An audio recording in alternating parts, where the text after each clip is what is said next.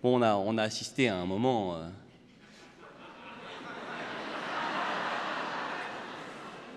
intéressant.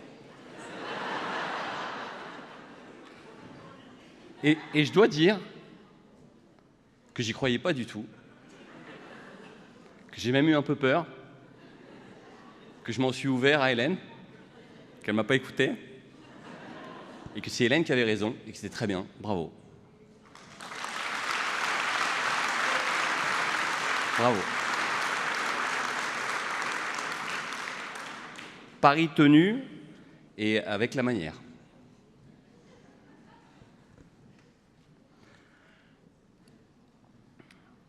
Alors du coup, je vous propose de changer de sujet. Parce que finalement, chez nous, il y a de tout. Et puis il y en a même qui voteront Paul Vannier. Et en fait, je le dis à la nouvelle présidente de l'Appel, je crois qu'il y en a beaucoup à Paris. Où notre excès d'IPS se traduit probablement par des votes Paul Vannier. C'est comme ça, c'est la vie.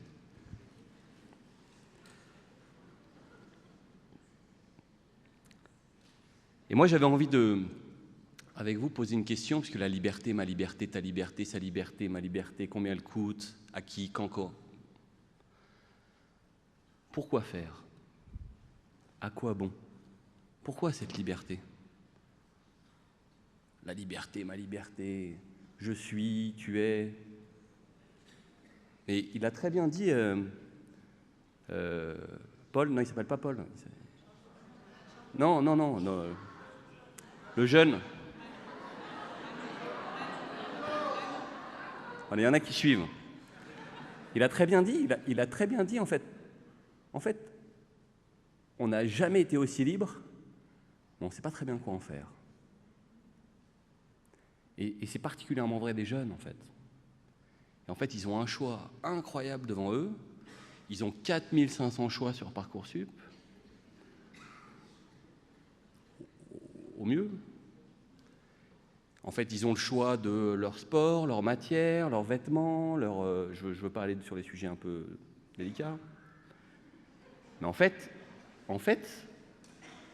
ils ne savent pas quoi choisir. Ils ne savent pas quoi faire de cette liberté qu'on veut leur donner. Et donc, est-ce qu'il est vraiment question de liberté? Est-ce que, avant de se poser la question de la liberté, ma liberté, ta liberté, il ne faudrait pas, avec Georges Bernanos, qui a posé cette très belle question à la sortie de la Seconde Guerre mondiale, la liberté, pourquoi faire? À quoi bon? Parce que si la liberté, c'est d'être tout seul sur son île déserte, avec son Walkman, son abonnement à Netflix et... je suis pas sûr. Et son T2, tout seul, le soir à 20h, je suis pas sûr qu'on ait gagné grand-chose en termes d'éducation. Alors moi, je voudrais vous dire ma conviction. Je crois que nous sommes attachés à la liberté, pas parce que c'est notre privilège, pas parce que c'est notre volonté, pas parce que c'est notre droit. Tout ça c'est vrai, ça peut être vrai, mais ça ne suffit pas. Nous sommes attachés à la liberté parce que la liberté est la condition, le moyen et la fin de toute éducation. Que l'éducation, à son origine, suppose la liberté, que tout du long de la vie d'un enfant, on le vit tous, et ce soir, je m'adresse à vous en tant qu'adhérent à l'Appel, 2 fois, bientôt 3.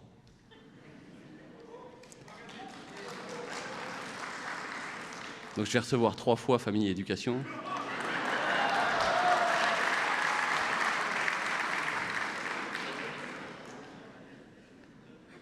Donc la liberté est la condition de toute relation éducative.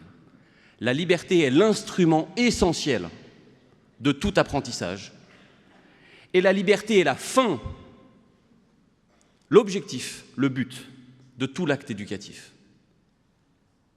pour l'enfant comme pour l'adulte. D'abord, la liberté comme condition.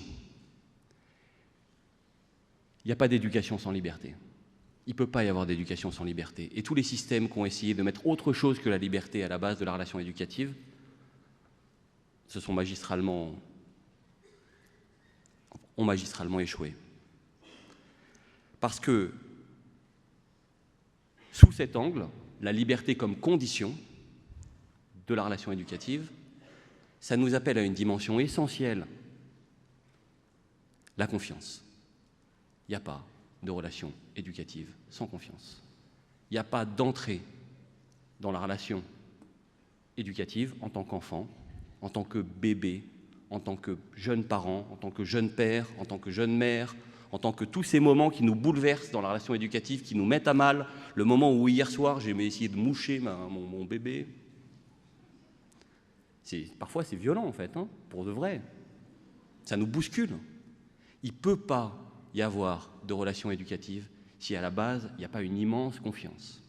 Et c'est Edith Stein qui disait, parlant du rapport de l'homme à Dieu, en fait nous sommes comme un bébé dans les bras de sa mère, de son père, et aucun bébé n'a peur que son père ou sa mère le lâche. Parce que sinon il ne pourrait pas grandir. Parce que si l'enfant d'emblée ne s'abandonnait pas à une relation qui est une relation de totale dépendance, il ne pourrait pas y avoir d'apprentissage. Et donc, à la base de la relation éducative, il y a une immense confiance. Et donc, il faut préserver cette confiance. Et qui a confiance dans quelqu'un qui ne serait pas libre? Qui a confiance? Quel enfant peut avoir confiance dans un adulte qui serait obligé d'aller à sa rencontre? Et c'est bien le drame de la protection de l'enfance. Et parler aux jeunes de la protection de l'enfance. Dites-leur, est-ce que tu veux être libre? Mais non, moi je ne veux pas être libre, je veux qu'on s'occupe de moi. Je ne veux pas être autonome, arrêtez de me parler de parcours d'autonomie. Je veux qu'il y ait des adultes qui se sentent responsables pour moi. Je veux qu'il y ait des adultes qui librement entrent dans cette relation dont j'ai infiniment besoin pour grandir et pour vivre. Et donc à la base de toute éducation, il y a une relation, et cette relation, elle ne peut être qu'une relation de liberté. Pour une autre raison que les sciences cognitives ont très bien mise en valeur dans les 50 dernières années, c'est que le mécanisme majeur de tout apprentissage, il n'y a pas un apprentissage qui ne sollicite pas le mécanisme fondamental qui est le mimétisme. L'homme apprend en imitant, l'enfant apprend en imitant, et l'homme se livre à une relation, et c'est en imitant qu'il va marcher, parler, manger, rentrer en relation avec les autres, faire confiance. On voit tous comme on reproduit dans nos propres couples, les couples de nos parents, fatalement, à un moment ou à un autre. Alors on s'en libère, on pourra reparler longuement de la mélodie intérieure. Il n'empêche qu'il n'y a pas un apprentissage qui ne passe pas par le mimétisme. Et c'est tout l'échec de la pensée de l'éducation, de la philosophie structuraliste, que de croire que l'apprentissage est quelque chose qui émerge spontanément de la personne. Pas du tout. L'apprentissage, il émerge d'une relation, et cette relation, c'est une relation de mimétisme. Et donc ça veut dire que le mécanisme profond par lequel vous éduquez vos enfants, c'est l'exemplarité. Et ça veut dire que si les enfants ont un problème avec leur téléphone portable, c'est que nous avons un problème avec nos téléphones portables.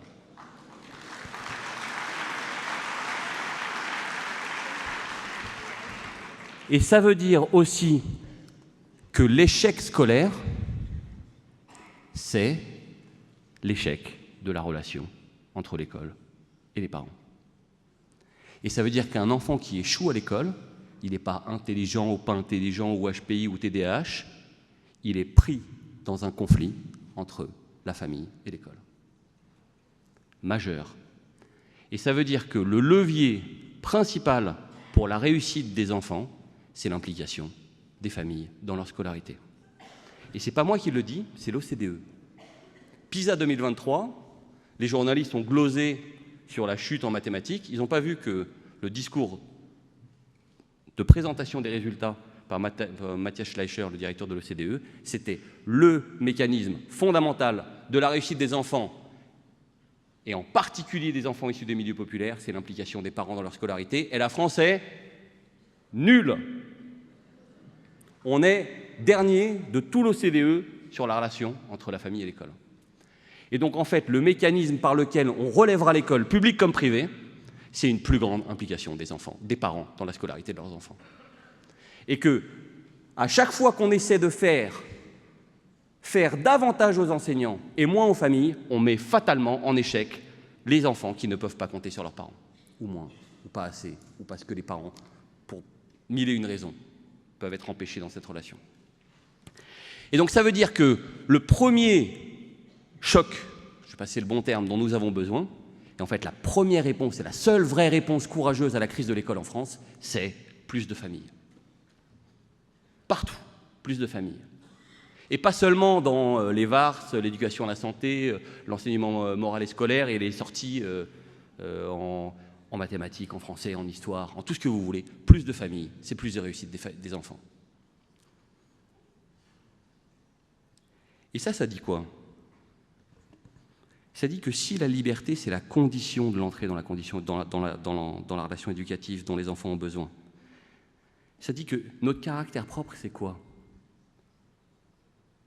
Vous n'êtes pas les parents qui payent plus, vous n'êtes pas les parents qui ont des IPS plus forts, vous êtes les parents qui ont choisi de s'impliquer dans la scolarité de leurs enfants.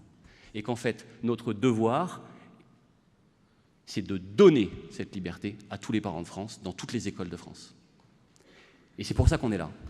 Pas seulement pour nous, pour permettre à tous les enfants de réussir, à l'école catholique, à l'école protestante, à l'école, que sais-je, à l'école publique, en étant le fer de lance de l'implication partout des parents dans la scolarité des enfants, parce que ce n'est qu'à ce prix que nous résoudrons les difficultés éducatives de nos enfants.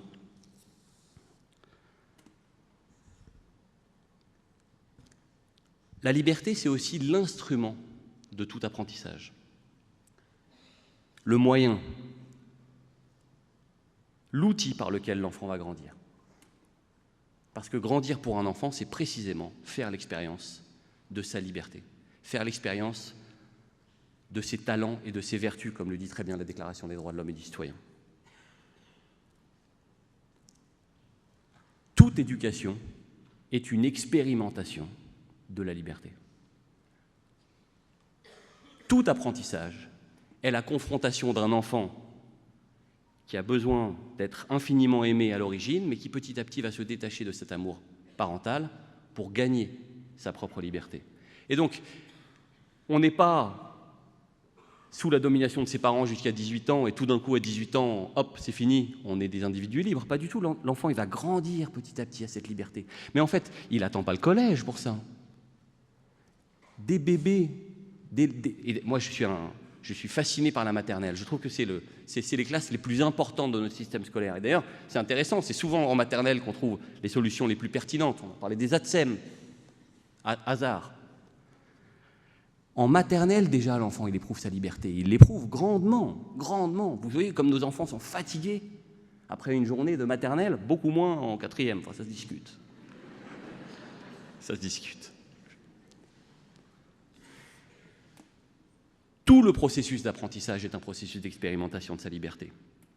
Et au fond, qu'est-ce qu'on a appris justement des sciences cognitives, là, ce mécanisme très bien décrit par le chercheur Stanislas Dehaene, qui montre que, en fait, on crée des connexions neuronales sur l'avant et petit à petit l'enfant les transfère sur l'arrière. C'est un mécanisme de plasticité cérébrale considérable.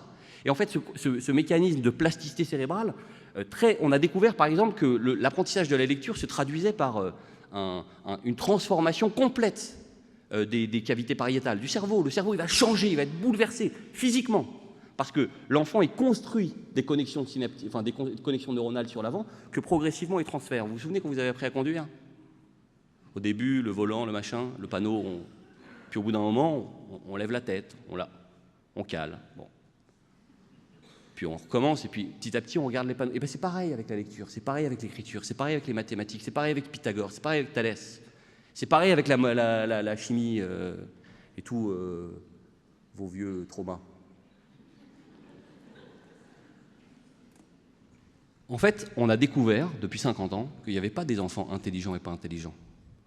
On a découvert que l'intelligence était le fruit de cette plasticité cérébrale, et que cette plasticité cérébrale, elle était intimement liée à la sécurisation affective de l'enfant. En fait, il n'y a pas des enfants intelligents et pas intelligents, il y a des enfants sécurisés affectivement, et il y a des enfants insécurisés affectivement. Et alors, vous allez pouvoir faire tout ce que vous voulez, des HPI, des TDAH, toutes les cases que vous voulez. Si vous ne répondez pas à cette question, s'il n'y a pas de sécurité affective, il n'y a pas d'intelligence. Il ne peut pas y avoir d'intelligence. Parce qu'il y a... C'est l'attachement. Et donc, ça veut dire que l'intelligence, c'est quoi? Intel lego. Lego, c'est quoi? Lego, c'est un verbe latin compliqué. C'est le lega, celui qu'on envoie. Puis c'est aussi c'est le Lego. En fait, l'intelligence, c'est discerner entre des constructions. En fait, le cerveau de l'enfant, il opère des constructions, il donne du sens au monde, et petit à petit, il se saisit de ces constructions conceptuelles avec lesquelles il va appréhender le monde de plus en plus finement, et ensuite, il va apprendre à discerner. Le verbe lego, legere en latin, c'est aussi le verbe qu'on emploie pour le navigateur qui voit les côtes au loin et qui essaie de cartographier. Ben, c'est exactement ce qu'il fait, l'enfant, il cartographie. Il dit là, rivière, là, embouchure, là, récif. Et donc, la faculté majeure de l'intelligence, en fait, c'est pas de calculer. Et on a bien tort de parler d'intelligence artificielle. Ce que nous souhaitons apprendre à nos enfants, c'est à discerner, c'est à distinguer, c'est à faire la différence, c'est à peser des réalités, à les comparer et donc à choisir. Tout apprentissage est une œuvre de liberté. Parce que ce dont l'enfant a besoin, c'est de construire un sens. C'est de progressivement se confronter de plus en plus largement, de plus en plus âprement à un monde qui a du sens. À un monde qui est signifiant. Et s'il y a bien quelque chose qui met nos enfants en grande difficulté aujourd'hui, c'est que ce monde n'a plus aucun sens. C'est que les choses n'ont plus aucun sens, que le travail n'a plus aucun sens, que l'amitié n'a plus aucun sens. Mais c'est pas vrai. Tout a du sens. Le couple, la vie, le don, l'amitié, l'apprentissage, le diplôme, tout a du sens. Mais on s'est affranchi du sens et on ne cherche plus à transmettre ce sens. Or, nos enfants, ils ont besoin de sens. Et ce n'est pas pour rien qu'aujourd'hui, 20% des 18-24 ans se disent anxio-dépressifs, la moitié sévère, que la prescription de médicamenteux depuis Covid a augmenté de 150 à 250% sans suivi médical adapté. Parce que nous avons perdu cette exigence au cœur de toute la relation éducative, qui est une exigence de sens. Il faut que les choses aient du sens.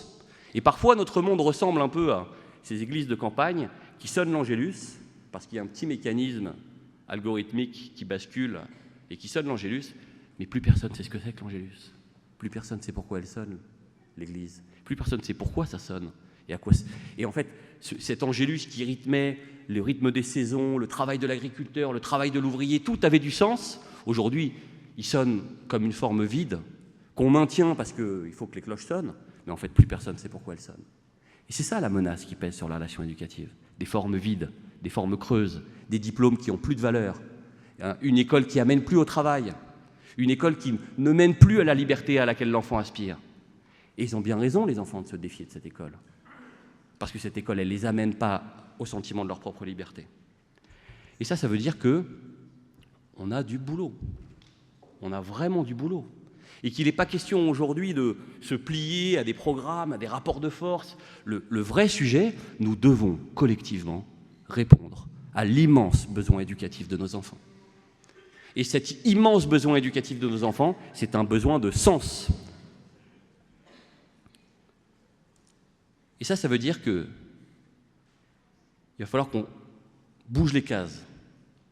Et que notamment, on réfléchisse un peu autrement le statut des éducateurs. Nos enfants ont besoin d'enseignants, certes, mais ils ont aussi besoin de profs de sport, d'animateurs, d'animateurs de périscolaires correctement formés. Et ça veut dire que sur la question du sens, sur cette question de l'éducation intégrale à laquelle on s'accroche si souvent, on dit si souvent de la singularité de notre projet éducatif, bah ok, allez, allons au bout.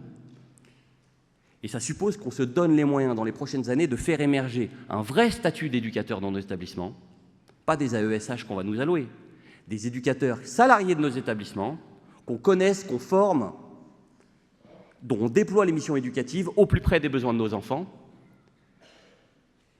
Et ça, il faut l'obtenir maintenant. Ce n'est pas qu'une question de forfait. Vous voyez que sur la question des AESH, si on laisse fonctionnariser les AESH, on pourra toujours y courir pour donner du sens à notre projet éducatif.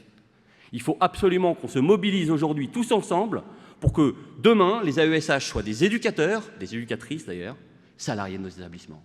C'est la clé, c'est clé. Et ça exige de se mobiliser fortement pour que, surtout pas, on tombe dans la fonctionnalisation des éducateurs dont nous avons besoin sur le terrain pour répondre aux besoins de sens de nos enfants et d'ailleurs aux besoins de sens de nos enseignants.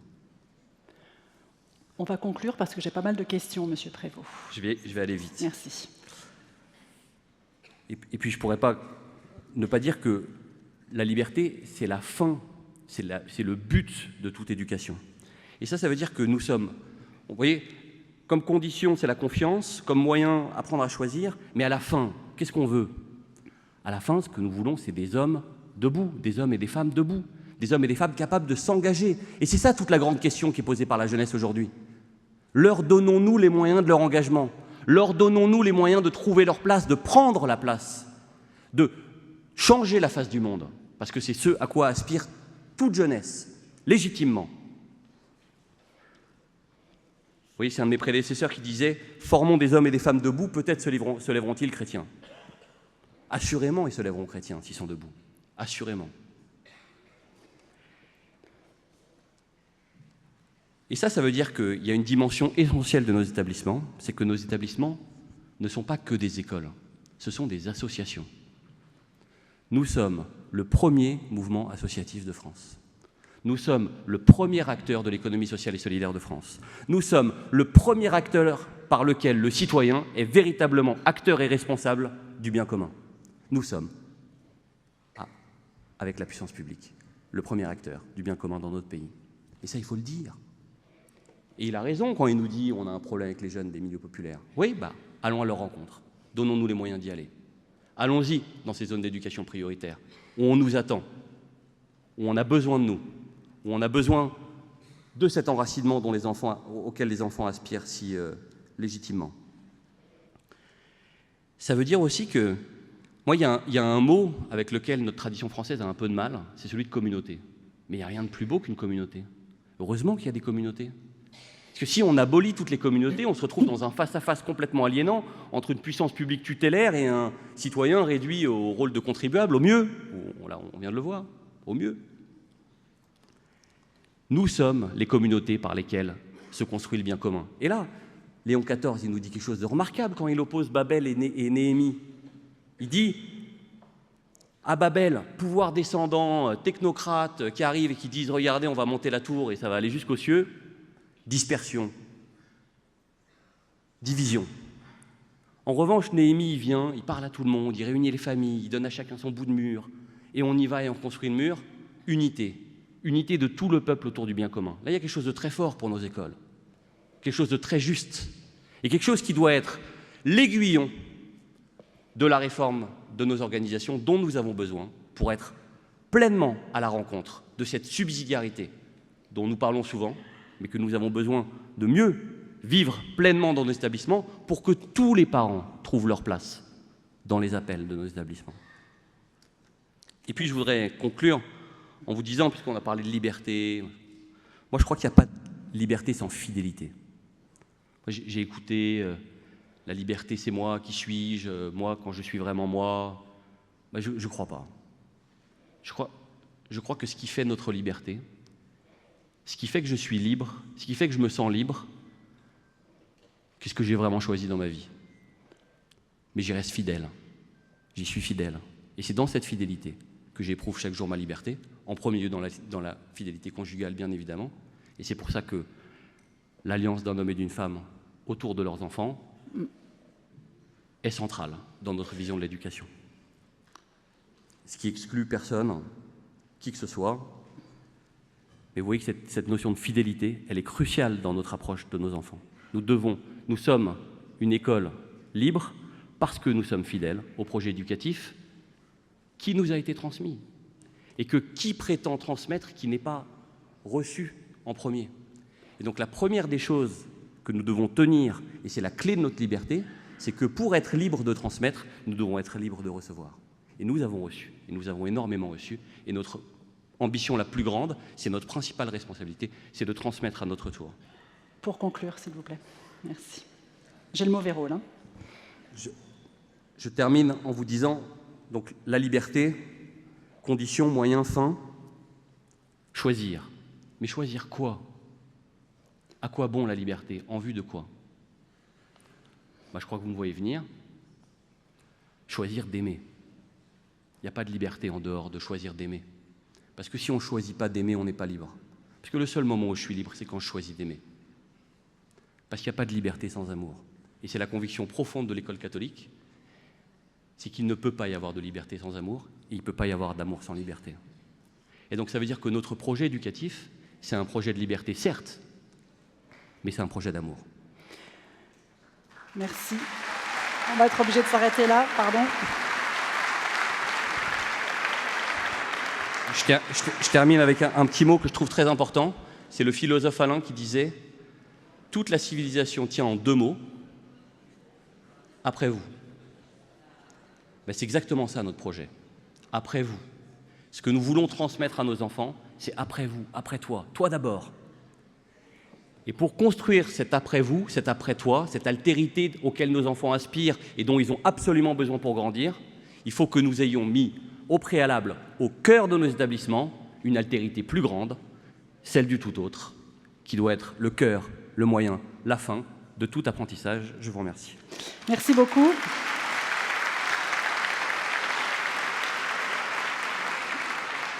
Trois, 4 questions rapides et puis après des consignes pour la soirée et le rendez-vous footing de demain matin. Je suis sûre que vous attendez l'heure. Donc restez jusqu'à la fin, vous connaîtrez l'heure du rendez-vous footing demain matin. Guillaume Prévost, attendez, parce qu'au moment où je vous pose les questions, mon iPad... Alors, pensez-vous, Guillaume Prévost, encore 5 minutes d'attention, pensez-vous que les familles qui s'impliquent le moins sont celles qui ont le plus besoin d'un accompagnement rapproché? Sous-entendu, les familles qu'on ne voit pas, c'est peut-être celles qui ne se sentent pas à l'aise ou qui n'y arrivent pas. Vous parliez tout à l'heure du rôle des familles important. Oui, je pense qu'il n'y a pas un parent qui ne veut pas le meilleur pour son enfant. Et c'est vrai même dans les situations les plus dramatiques. Vous savez, dans mes fonctions précédentes, j'ai beaucoup côtoyé la protection de l'enfance. Et la protection de l'enfance, ça apprend beaucoup de choses. C'est quelque part dans les situations de limite qu'on voit un peu... Mais les mesures de protection de l'enfance, elles ont cru de 40% en 10 ans, je crois. Est-ce que c'est vraiment la bonne réponse? Vous voyez, la protection de l'enfance, vous savez, c'est des décisions de placement en dehors de la famille. En fait, depuis 5 ans, et j'espère de plus en plus, on arrête de faire ça parce que ça ne marche pas et parce que les gamins, ça ne leur fait pas du bien, en fait. Même quand ils ont souffert dans leur milieu familial, ils ont quand même besoin de ce lien avec leur famille. Alors c'est délicat, parfois ce lien, il doit être rompu. C'est des sujets qui relèvent de l'intimité complexe. Mais globalement, la protection de l'enfance est en train de virer de bord en disant, en fait, ce qu'on doit faire, c'est aider à la restauration du lien familial. Ça, c'est intéressant. Ça, c'est intéressant parce que nous, on n'est pas la protection de l'enfance, mais ça dit bien que la mission de l'appel, parce que c'est la mission de l'école catholique, c'est d'aider chaque parent à trouver sa place de père, de mère, auprès de son enfant. Et si on fait ça, si effectivement dans vos établissements, par votre engagement, par vos propositions, par notre offre de formation, globalement, en tant que mouvement, on arrive à faire ça, si on permet à davantage de parents d'être aux côtés de leurs enfants, alors on aura rendu un fier service à la société. Une dernière question d'Aurélie de Bordeaux qui cite un psychologue, Jean-Yves Rochex, qui dit que nous ne sommes pas à l'école pour apprendre à vivre ensemble, mais pour apprendre à se quitter. Pour cela, il faut, oui, Monsieur Prévost, expérimenter la liberté. Pour se quitter, il faut s'être rencontré quand même à un moment. Donc c'est vrai qu'il faut se quitter, c'est vrai qu'il faut sauter du nid. En fait, vous savez, c'est un vieux proverbe juif qui dit que les enfants ont besoin de racines et d'ailes. Ils n'ont pas besoin de racines ou d'ailes. Ils ont besoin de racines et d'ailes. Ils ont besoin de temps de sécurité et de temps d'aventure. Ils ont besoin que de temps en temps se blottir contre leur maman ou leur papa d'ailleurs. Et de temps en temps, il faut un peu de vent dans les cheveux pour que la vie, qu'on soit au rendez-vous du ciel de la vie. Bon, je pense qu'il ne faut pas opposer les deux dimensions. Il n'y a rien de plus absurde qui veut opposer la sécurité et la liberté, y compris en politique. Il n'y a pas de sécurité sans liberté. Je crois que c'est ce que la théorie de l'attachement nous montre de façon extrêmement forte. C'est que, et souvent, les agresseurs sont souvent eux-mêmes, c'est dramatique à dire, mais souvent les agresseurs sont eux-mêmes des gens qui ont été violentés, parce qu'il n'y a pas de sécurité sans liberté, parce qu'il n'y a pas de rencontre de l'autre si au préalable, il n'y a pas le sentiment d'être aimé. Et c'est pour ça que je vous répète, je voudrais revenir là-dessus, si au cœur de nos établissements, en vrai, comme disent les jeunes, il n'y a pas un amour infini, un amour inconditionnel, un amour plus grand que le président de la République, alors ça ne sert à rien. Alors nos écoles sont des caisses vides. Et c'est pour ça que le vrai défi, ce n'est pas de répondre aux débats politiques. Il faut qu'on le fasse. Mais notre vrai défi, c'est en tant que parents, en tant que communauté d'adultes réunis autour de nos enfants, témoigner d'un amour infini qui sécurise au plus profond de chacun de nos enfants le sentiment de sa valeur. C'est ça notre mission. Merci beaucoup, Guillaume Prévost.